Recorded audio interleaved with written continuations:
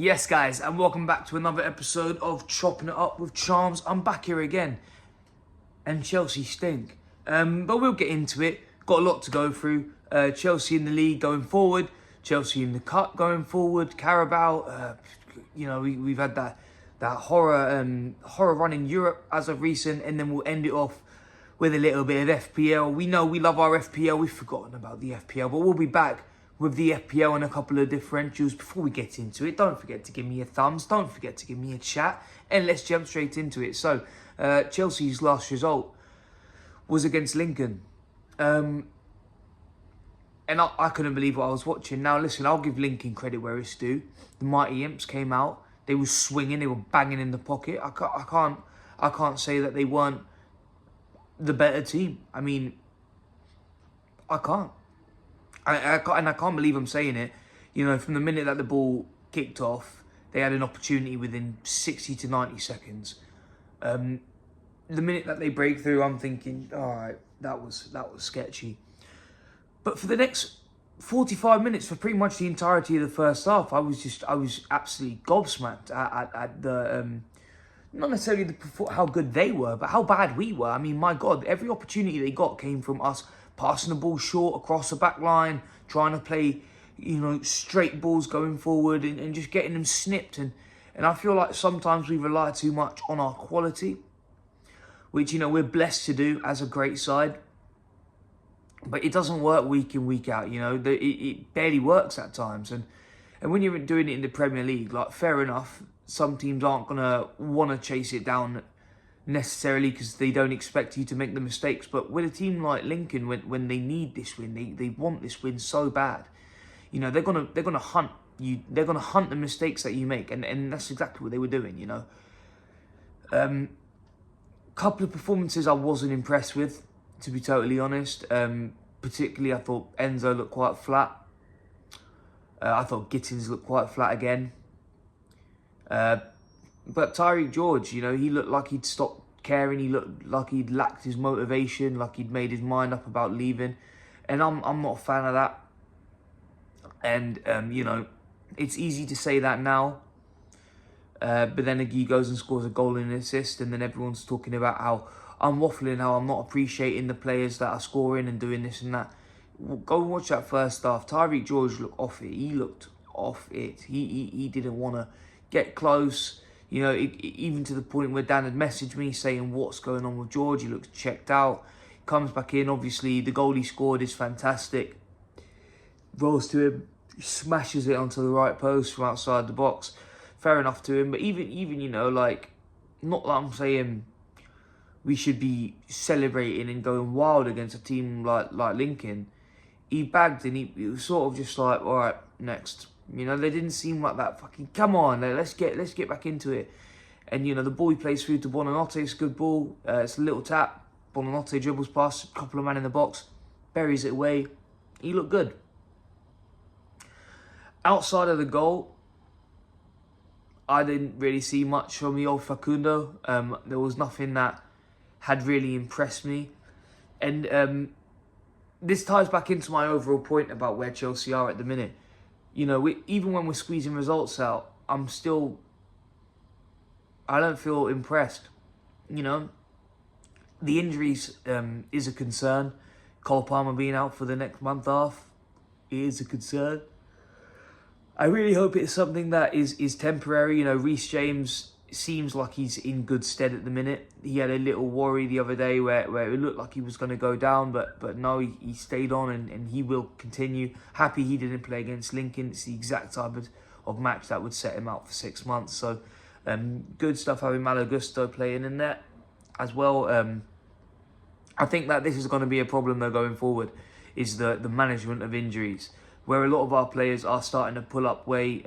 Who do we have to replace them? Yeah, fine, plenty of people, but is it the starting 11 that we want to be fielding? I don't think so.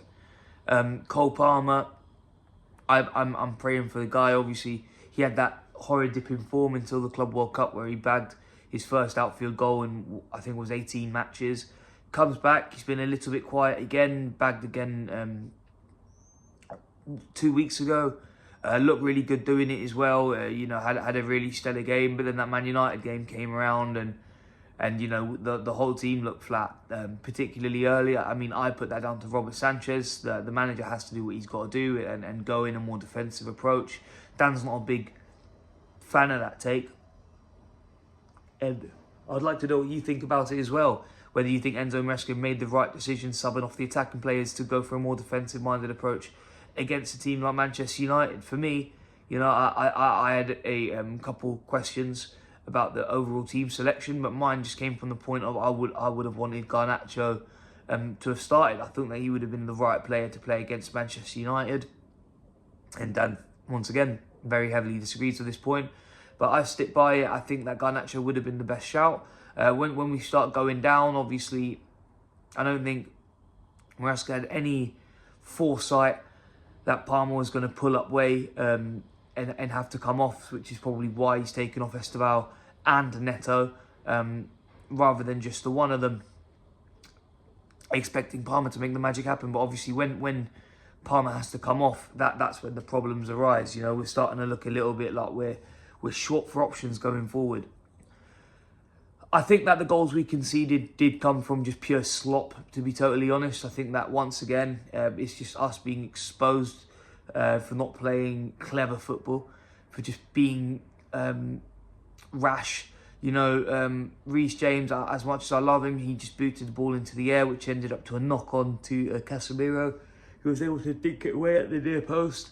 It doesn't make any sense to me why we're playing with such a lack of cohesion. It doesn't strike me as sensible. And I've given this Chelsea side the benefit of the doubt many times. We're playing like this because we've got this injury in this top tournament and this is going on. But I'm at that point now where I'm struggling to find reasons to defend us.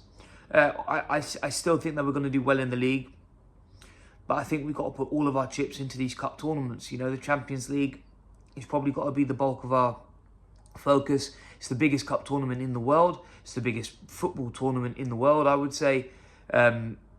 So I think that if we're going to do it from here, we've got 7 more games left. And I would say 5 of them are truly winnable. We can't drop silly points. And we can't go in and lose games that we have to win. So that's my rant about Chelsea. I'm disheartened. The game against Lincoln, we should not be getting pushed to the wire against a side who are in League One, regardless of how well they're doing in League One. We should not be getting taken to the wire like that. I find it very frustrating, and it's just a hard watch. Football's an entertainment sport, and they're removing the entertainment from it by playing in a way which just isn't awe-inspiring, which I think that the players have more than enough quality to do, is be awe-inspiring.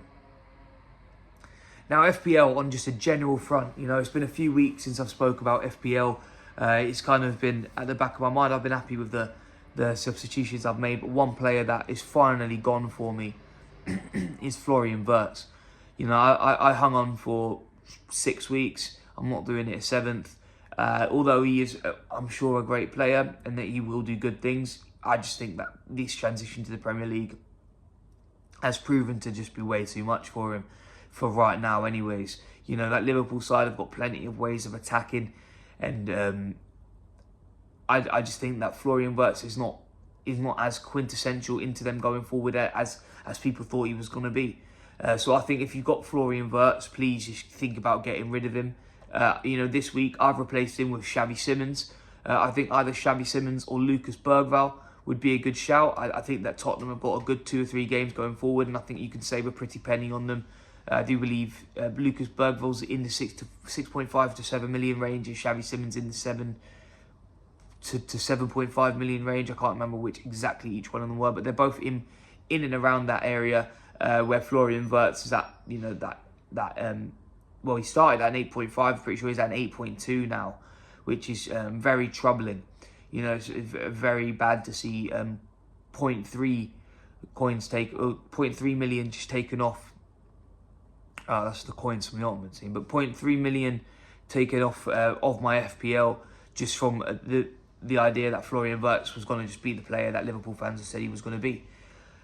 Outside of those two Tottenham players, you know, I think that Nottingham Forest have got a good couple of runs. You know, Leeds playing both Tottenham and Nottingham Forest. I think Leeds are going to have a hard run. And with Forest, you know, Elliot Anderson's still sitting in and around that 6.5. I like him, although he's a little bit more of an obvious pick. You've got Chris Wood going up top. I think he's got a couple of games where he's nailed onto bag. And maybe Chris Wood, not the differential, but Elliot Anderson definitely is one of them. At the back, Senesi, you know, it's not a bad shout. He's been in pretty solid form for Bournemouth. I don't see why not. I mean, he's getting to that point now. I think he's at that 15% margin where a lot more people are taking him and catching on to him. Another player that I feel like has been caught on but will probably slow down, speaking of Bournemouth, is Semenyo. You know, Semenyo was a great pick early as a differential. He's put up some ridiculous points. You know, obviously he had game week 1 where he bagged twice against Liverpool. He looked great. He had last week where I think it was goal assist. He looked great as well. I'm going to hold the train back, or recommend to hold the train back on Semenyo. I feel like where he is a great player and he's putting up great results at the point where more than 48%, you know, just under that halfway of, just under half of all people playing FPL have got Semenyo in their side. I think that if you're trying to differ yourself away from the pack, I think that he's probably someone that you've got to start thinking about steering away from and getting your points elsewhere. You know, even with Chelsea players, you know, even if you wanted to get an Esteval in there, I do see Chelsea picking up a lot more points.